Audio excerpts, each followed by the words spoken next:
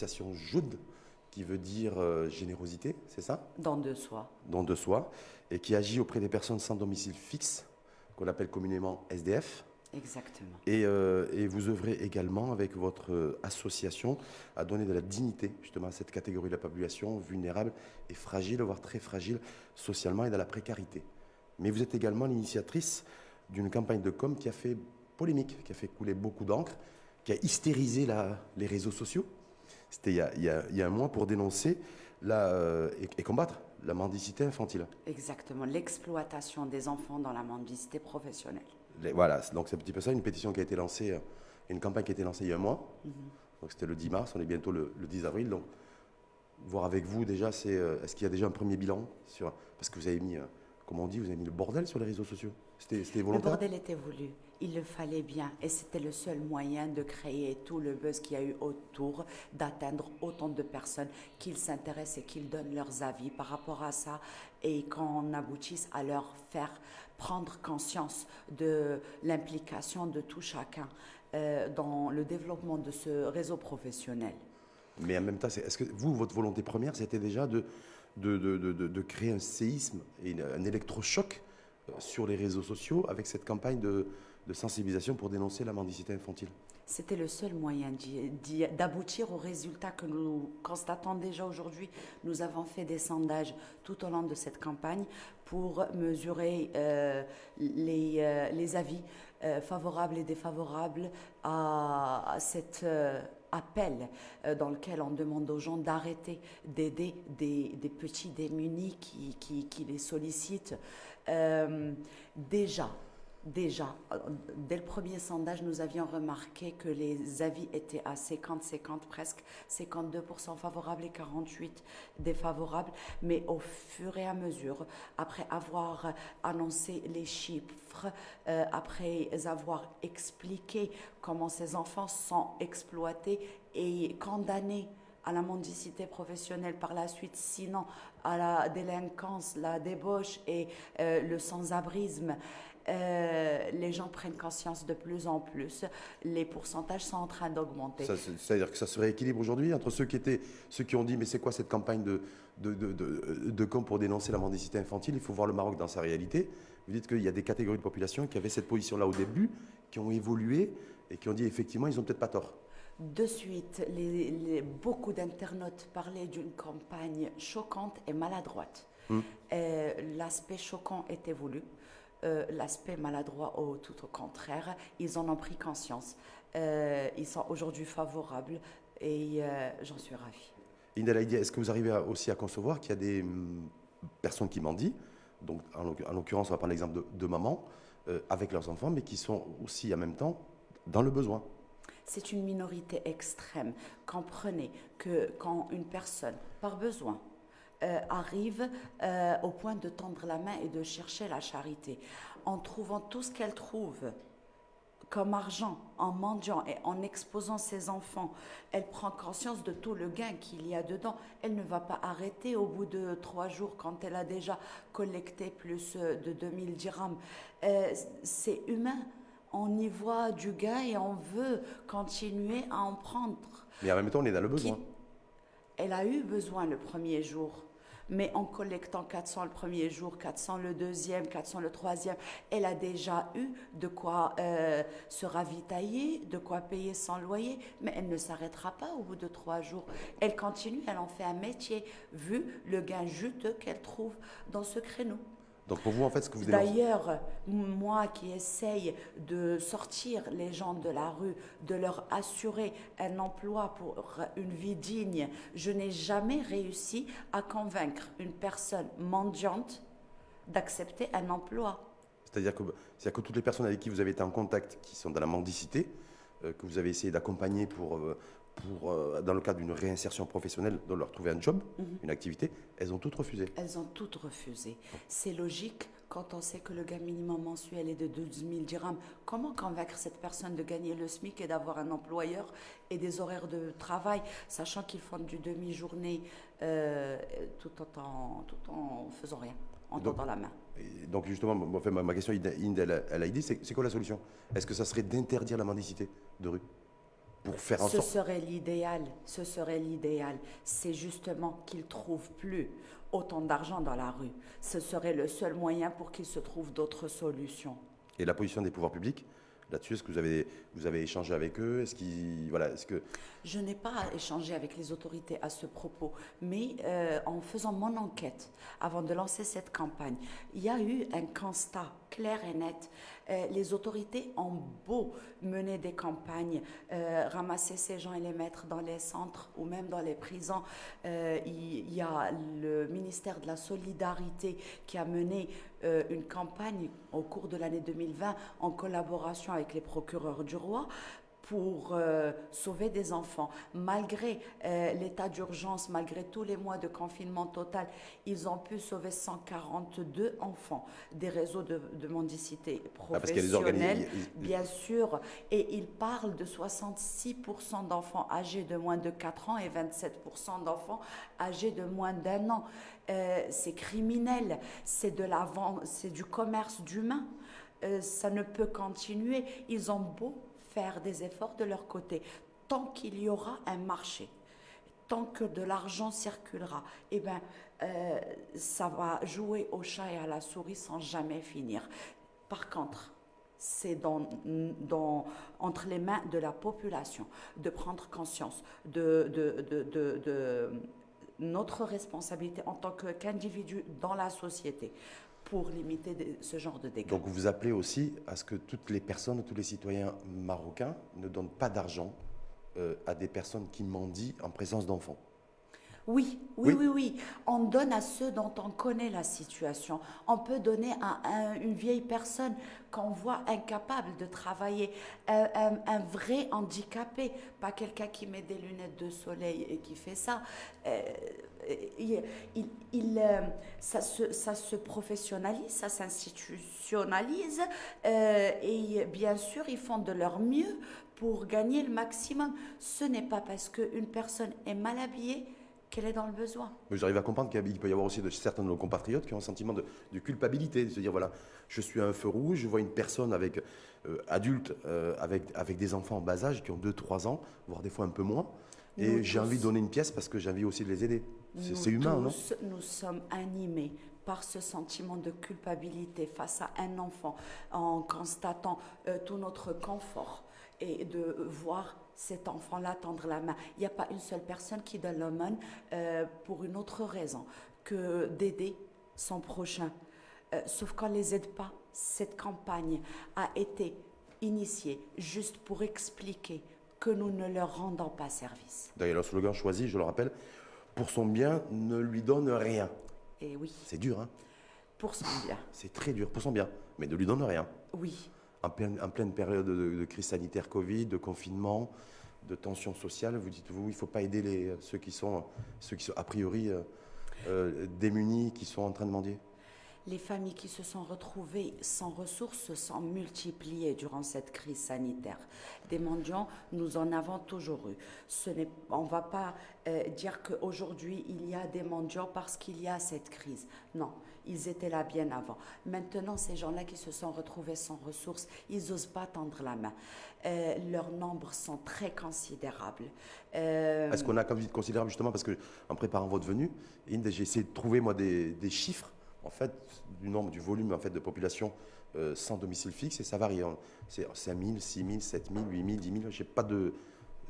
Est-ce que vous avez, vous, le chiffre exact de nombre de SDF au Maroc? Alors, écoutez, on avait juste les chiffres communiqués par le Haut Commissariat au Plan. Qui parle de 5 300, je crois, c'est ça? Exact, ouais. 7326 annoncés en 2016. Le chiffre est très léger.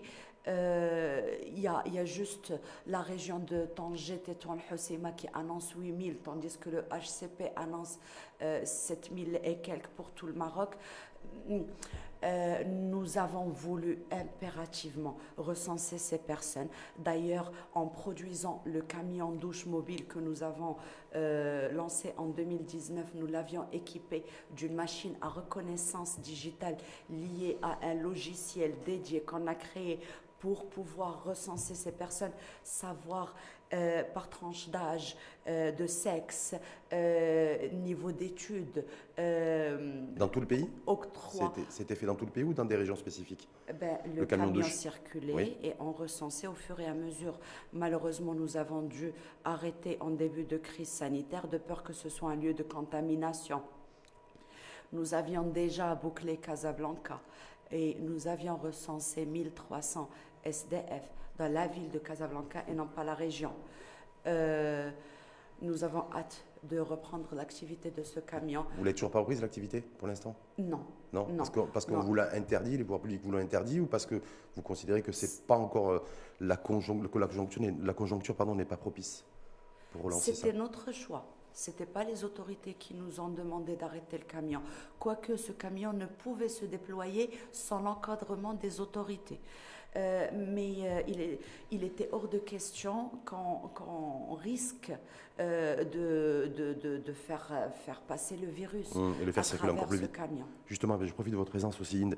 Elle a dit parce que moi j'ai un sentiment de culpabilité avec l'émission L'Info en face, parce que depuis un an on suit le déclenchement, depuis le déclenchement de la crise sanitaire, mars 2020, des débats quotidiens sur la crise sanitaire et sa gestion globale, c'est-à-dire que ce soit la mise en place de stratégies pour dépister les personnes susceptibles d'être porteurs du virus, la vaccination, parce qu'on va y revenir, et c'est l'actualité. Mais j'ai jamais parlé en fait ou évoqué avec les professionnels de santé la situation dans laquelle sont les personnes sans domicile fixe, c'est-à-dire où en fait qui n'ont pas de maison et leur maison et leur logement c'est la rue.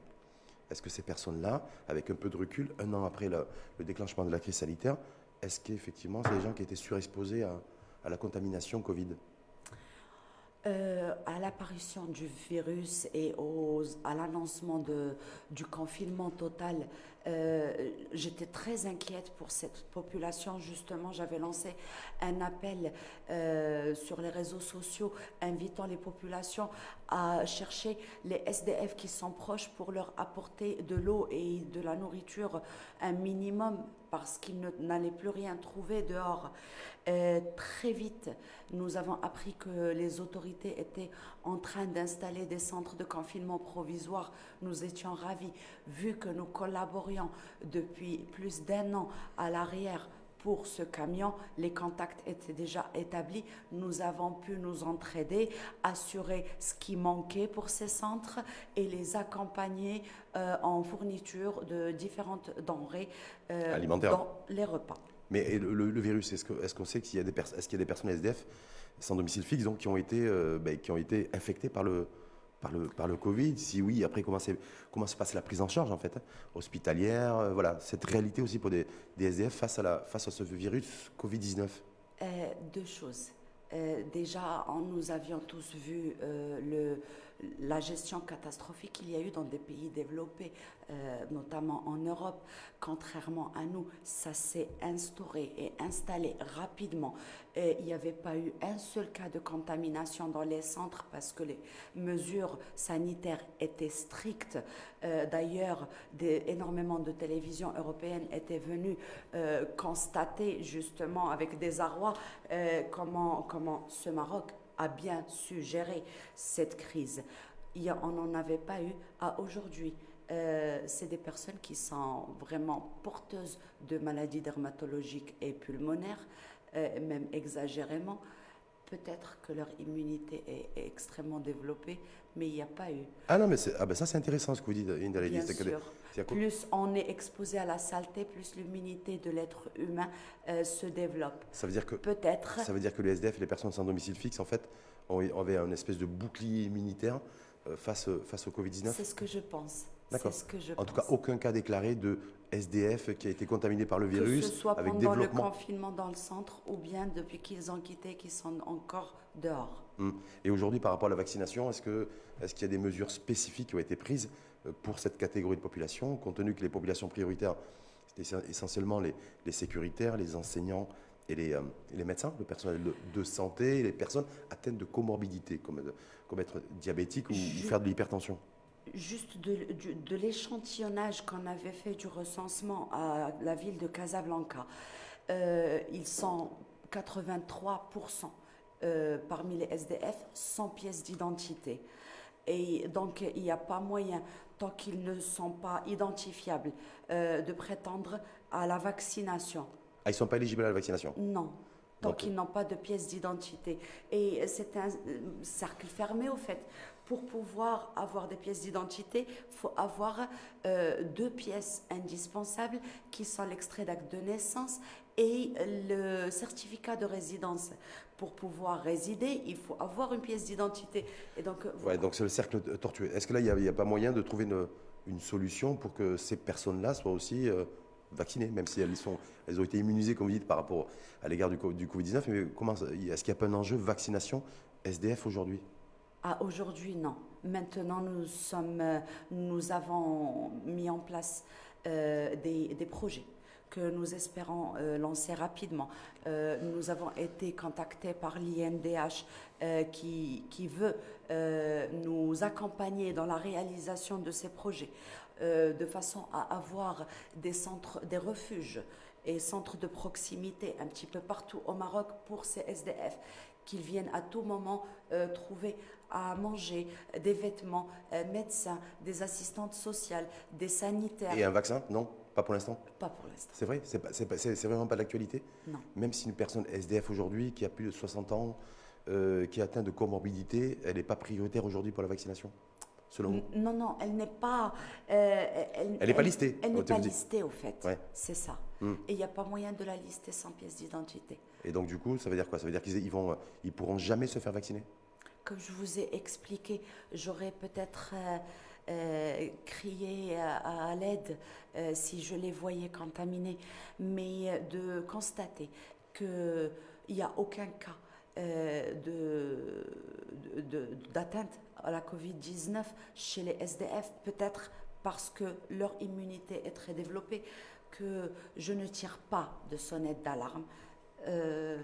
Donc, il n'y a pas de priorité, selon vous, en tout cas, oui, pour la vaccination c'est aujourd'hui? ça, c'est ça. Est-ce qu'il va devenir prioritaire, selon vous, ou pas d'ailleurs, le fait que de se préoccuper de cette catégorie de population sans domicile, si les autorités et les pouvoirs publics décident de durcir les mesures de restriction sanitaire durant la période du Ramadan, qui est un mois sacré, un mois de solidarité, d'entraide, de vie sociale nocturne relativement dense, et que du coup, cette catégorie de population pourrait être encore plus pénalisée? Écoutez, pour l'association Joute, ça a toujours été le mois de congé, vu le nombre d'associations et de bienfaiteurs qui s'investissent à apporter différentes formes d'aide aux SDF, entre autres. Cette année-là, comme l'année dernière, les tables de phtor ne peuvent pas être établies parce que les rassemblements sont interdits. Et donc, il n'y en aura pas. Nous avons du coup décidé de distribuer les phtor et les suhour de façon quotidienne à tous nos bénéficiaires sur nos cinquantaines. C'est-à-dire, mais ça sera pas, vous dites que ça sera pas de manière collective, parce que vous dites qu'il y a les regroupements de personnes sont interdits. Les bénévoles maraudent et les cherchent un par un, là où ils dorment. Donc ça va se faire individuellement. Exactement. Ce n'est que comme ça que nous procédons et c'est tant mieux au milieu de cette crise. Est-ce qu'il peut y avoir aussi des réactions de populations qui disent, bon, on a un peu peur, il y a le variant, vous avez vu qu'il y a le variant britannique qui circule chez nous, donc se dire, voilà, moi, une personne SDF, je ne sais pas si elle peut être porteur du virus, donc venir lui remettre à manger ou quelque chose, j'ai pas trop envie de le faire pour ne pas prendre de risque. Est-ce qu'il n'y a pas ce risque-là? Sincèrement, Rachid, Oui. nous avons tous peur avec cette nouvelle variante qui apparemment est plus forte et qui arrive par la bouche. Et SDF ou pas SDF, ceux qui sont dans la panique le sont et ceux qui sont fatigués le sont aussi. Voilà. Est-ce qu'il n'y a pas un risque de freiner l'élan de solidarité durant cette période du mois sacré? Au contraire. Au contraire, les Marocains n'ont jamais été autant solidaires à notre niveau. Les nombres de personnes bénévoles qui se sont proposées, les nombres d'aides reçues, les sociétés qui nous ont contactés pour donner, nous étions juste impressionnés par la solidarité citoyenne. Ça, c'était l'an dernier, vous parlez de... Ça continue. Ça continue là? Oui. Vous sentez aujourd'hui, on est à quoi, 4-5 jours du début du Ramadan, vous sentez une forte mobilisation des différents acteurs économiques et des personnes aussi, de bienfaiteurs, pour cette période de Ramadan à l'égard C'est un des principe SDF? religieux et on pense un petit peu plus à gagner de bons points et on s'investit naturellement pour ce mois-ci à aider les autres. Ça se fait naturellement. Mais depuis le début de la crise, je trouve que l'implication est beaucoup plus importante. Et Jude, comment vous allez vous organiser, vous, dans cette période? Comme je vous ai expliqué, Ouais. on préparera les repas en cours de journée.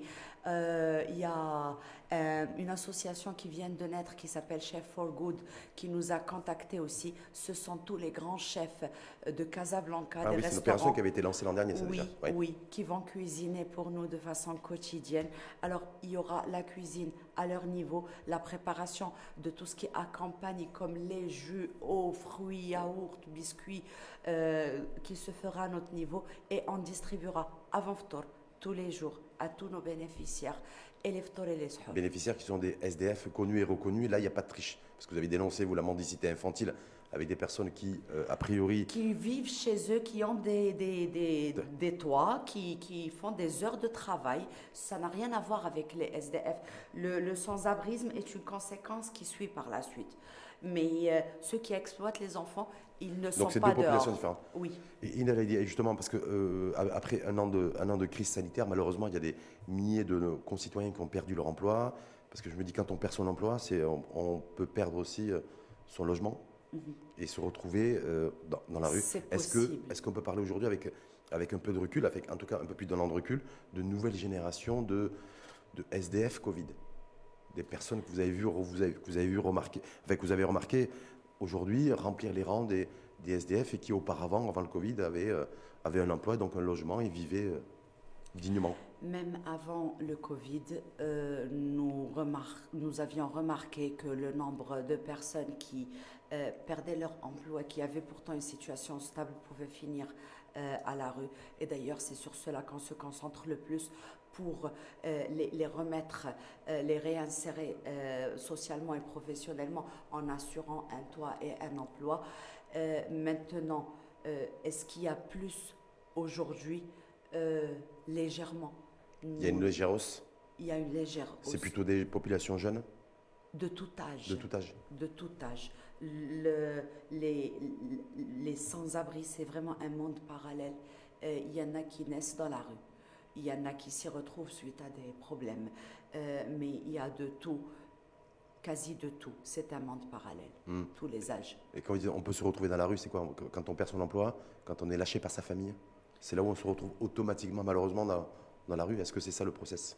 En général, quand on a une famille, quand on a eu une vie normale au préalable, c'est suite à des problèmes psychologiques qui mènent à la rue ou bien suite à la perte d'emploi. De toutes les façons, une fois arrivé à la rue, ça devient très très pénible à vivre. Il faut avoir vraiment l'esprit très très très fort pour pouvoir supporter ça et le dépasser sans problème. Voilà. Est-ce que vous avez eu des exemples, ça me paraît important, de personnes qui ont basculé dans la rue, qui se sont retrouvées du jour au lendemain, hein, plus ou moins dans la rue, en ayant perdu, comme vous avez dit, leur emploi ou en étant lâchés par la famille et qui ont pu, au bout de quelques mois, retrouver en fait une dignité aussi, retrouver un job, retrouver un emploi et retrouver surtout un logement? C'est sur cela qu'on se concentre. On a vu des personnes de familles vraiment aisées qui sont arrivées à la rue. Nous avons vu des CV avec des études universitaires d'un niveau incroyable qui ont fini à la rue. Nous, à notre niveau, quand on trouve une personne comme ça, parce qu'une fois à la rue, elle se salit très vite. Elle se marque très vite et elle ne peut pas trouver un emploi ou redevenir ce qu'elle était sans une aide externe. À cela, nous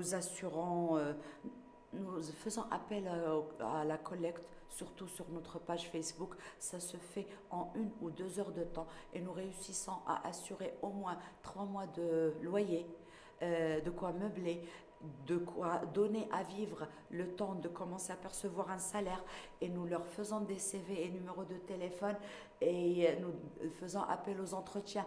On n'a jamais eu moins de 12 entretiens. Grâce à Dieu, aujourd'hui, nous avons sorti de la rue 401 personnes de ce genre-là. D'accord, mais et tout ça, c'est grâce à des quoi? Votre association vit de dons, d'argent public, d'argent privé, comment ça? Pour Euh, pouvoir effectivement aider ces personnes-là, financièrement, en tout cas matériellement, vous avez dit, leur assurer quelques mois de loyer et autres, donc il faut avoir aussi un financement. Nous n'avons jamais eu de subvention à ce jour, ni étatique ni étrangère. C'est juste la solidarité des individus et des entreprises. C'est vrai qu'on s'est lancé dans des projets monstrueux. Le camion douche à lui seul coûtait quotidiennement 10 000 dirhams de charge Jour. jour.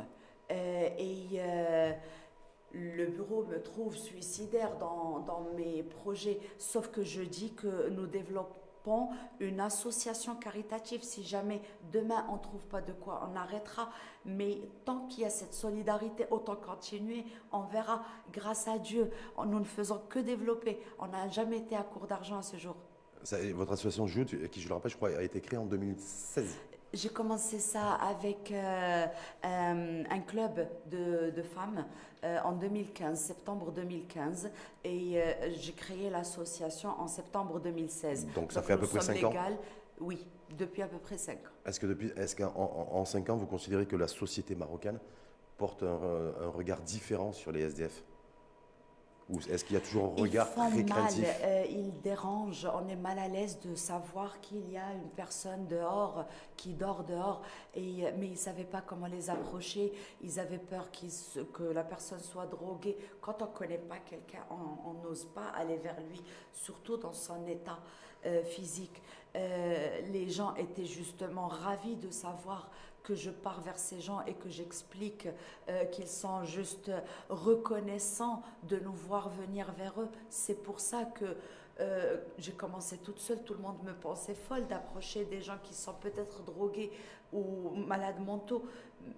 Aujourd'hui, je suis soutenue par plus de 4800 bénévoles. 4800 bénévoles à Oui. travers le pays. D'accord. Donc vous êtes à la tête d'une méga structure organisationnelle, Ça citoyenne, c'est ça? s'élargit de plus en plus et j'en suis ravie. On ne peut plus, on est nombreux, plus les résultats seront concrets. On est à quelques mois aussi des élections. Oui. Oh, les politiques.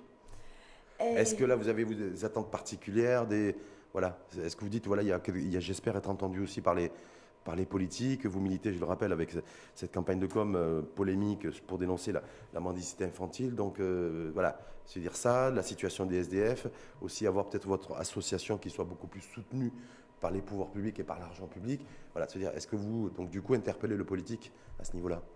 écoutez, il y a une chose qui m'a dérangée pendant le lancement de cette campagne, c'est quand on nous pense politisés, quand Ah on bon? pense, oui, Ah. que c'est pour commencer une campagne électorale avant la campagne, en attisant la sympathie du citoyen. Pas du tout. Je suis apolitique. L'association Joud est apolitique. Les membres des bureaux le sont aussi. Je ne conçois pas qu'on se mélange les pinceaux. C'est ou qu'on œuvre pour la politique ou qu'on œuvre pour le social. Nous avons choisi le social et n'avons rien à voir avec les politiciens. Nous n'attendons rien d'eux. Mais en même temps, c'est les politiques qui votent les lois. C'est les politiques. On est bien d'accord. C'est Donc, sûr. est-ce que pour vous, donc, du coup, ces élections législatives nationales, donc prévues en tout cas a priori au mois de septembre 2021, revêt un centre d'intérêt pour vous, acteurs associatifs? Pour l'instant, nous avons eu besoin de l'aide du ministère de l'Intérieur que nous jugeons très efficace. Nous sommes ravis de collaborer avec eux pour faire voter des lois. Je suis certaine que ça se fera par la force des choses. Là, en lançant cette campagne, en médiatisant ce problème et en mettant cette pétition à signer pour des lois plus contraignantes et plus sévères vis-à-vis des personnes qui exploitent des enfants, je suis certaine qu'on y aboutira sans avoir besoin De tel ou tel parti politique? Exact. En fait, ça vous intéresse pas trop la politique? Non, par conviction, non. Par conviction. Par conviction. Vous avez été déçu par J'ai vu par des des partis politiques? amis, j'ai vu des amis animés par beaucoup de volonté, qui ont étudié Sciences Po et qui voulaient s'investir dans la politique. Et qui se sont rétractés.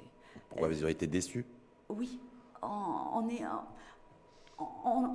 a perdu un peu de notre confiance. Je parle pour moi, je parle pour ma personne. On perd un peu confiance dans les politiciens, malheureusement, pour l'instant. Je ne sais pas ce que demain fera. Mais aujourd'hui, je suis convaincue, et tous les joueurs le sentent, que le changement ne se fait pas que via la politique. En même temps, vous savez qu'on est à l'aube aussi de la mise en place d'un nouveau modèle de développement global. Et dans le nouveau modèle de développement, il y a développement sociétal et social. Donc, est-ce que là, du coup, est-ce que vous avez... Justement, Ouais. c'est là-dedans que nous nous impliquons et nous constatons les résultats auxquels, que nous réalisons et auxquels nous aspirons. Nous palpons que c'est faisable à travers ce que nous faisons. Donc, vous faites beaucoup plus confiance aux acteurs de terrain, C'est en fait, ça. à l'action sur le terrain, l'action concrète, que plutôt à des discours plus théoriques que pratiques, c'est ça? Exactement, exactement. C'est beau de critiquer, mais il faut agir chacun de nous à son niveau. Il faut agir, peu importe en quoi, mais nous sommes capables de changer notre société positivement en s'impliquant à aider à notre échelle. Chacun fasse son job à son niveau, c'est ça en fait C'est ça, que vous êtes en train de dire? c'est ça, exactement, exactement. Donc, et simplement pour les prochaines semaines, donc là, il y a Ramadan. Oui. Donc, je vais dire donc, organisation spécifique Ramadan et Ramadanesque avec distribution de paniers de denrées alimentaires en individuel parce que les regroupements seront certainement interdits de toute façon. C'est ça. Les équipes s'appliquent et s'investissent pour assurer. C'est une première de faire des maraudes de façon quotidienne pour nous. Nous mettons tout en œuvre pour y arriver. Nous avons contacté les agro-industriels partenaires pour nous aider et nous assurer les dons en nature. Ça avance bien et nous sommes confiants. Donc confiante pour ce mois de Ramadan et jeudi sera les joudeurs, vous avez dit? Les joudeurs. J'ai eu les joudeurs et les joudeuses ou que les joudeurs? Oui, nous avons des joudeurs et des joudeuses. Et un joudeur, c'est une personne qui apporte quelque chose à cette association. Ça peut être ses mains et son temps, ça peut être de l'argent, ça peut être son savoir-faire, ça peut être son intervention. Ce sont tous des joudeurs Et des joudeuses. ceux qui vous écoutent là depuis tout à l'heure, Indelaïdi, et qui se disent ben, moi aussi j'ai envie de leur donner un coup de main. Il y Qu'est-ce qu'ils a peuvent faire? notre site web www.joud.ma sur lequel ils peuvent s'inscrire pour devenir bénévoles. Et devenir joudeur, Exactement. c'est simple, il n'y a pas de procédure particulière. Il ne faut pas présenter son certificat de naissance ou son certificat de vie ou certificat.